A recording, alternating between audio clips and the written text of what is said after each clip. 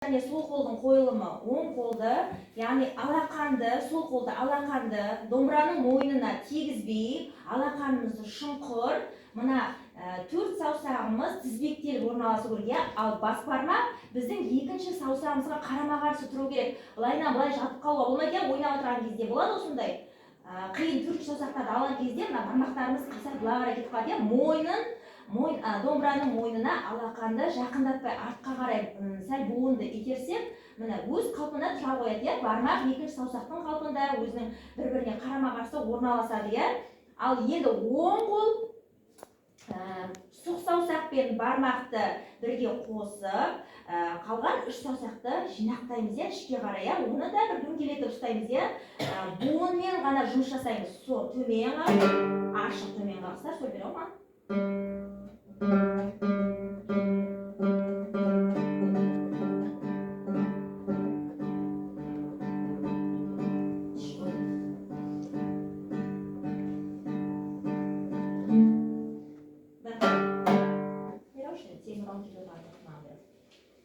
Өзінің салмағымен түсу керек, оны күштеп түсіруге болмайды.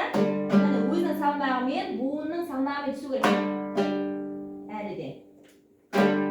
Соны сезінуіміз керек.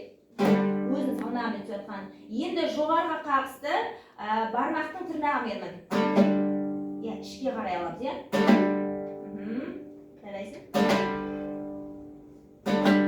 Жалпы енді сол қолдың белгіленуі бұл бармақ және бірінші, екінші, үшінші, төртінші саусақпен белгіленеді домбырада.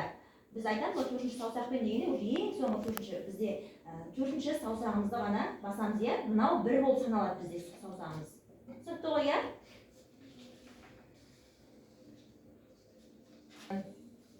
Біздер саусақтардың пернеде дұрыс орналасу ретін көрсету мақсатында бірінші біз сабақтардан бастаймыз. Бүгінгі үйге берілген тапсырмалар, бірінші, үшінші, әрбір сабақтың өзінің бір ерекшелігі бар. Онда бір ұзақтылықтарға байланысты, өлшем бірліктерге байланысты, альтерация белгілерінде өтіп жатсыздар, солфеджиодан. Сондай белгілерде де кездесу мүмкін, паузалар, яғни тоқтау белгілерде кездесу мүмкін. Бүгін бірінші сабақтан бастаймыз. Бірінші сабақта өлшем бірлігі нешеден неше деп тұр?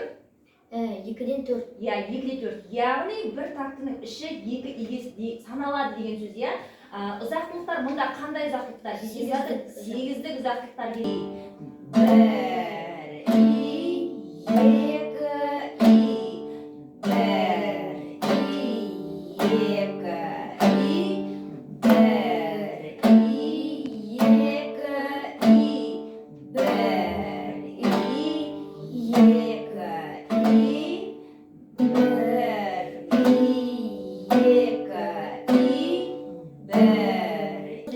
жібереміз. 1,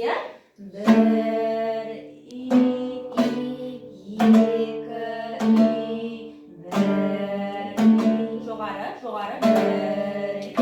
Мынадан бастаймыз. Сөйлеп. 1, 2,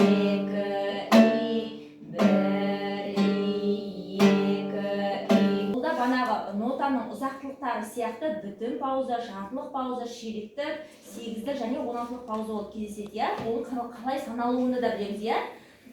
Сол мақсатта біз 4-ші сабақты ойнаймыз.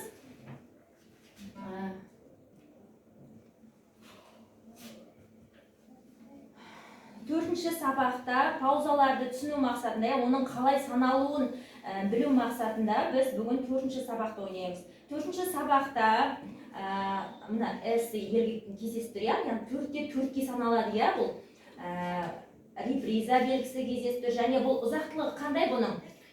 Ұзақтылық. Бұл 8-дік болатын болса, бұл ширектік ноталар. Ширектік, 4 ширектік бір тактының ішінде кездесіп тұр, яғни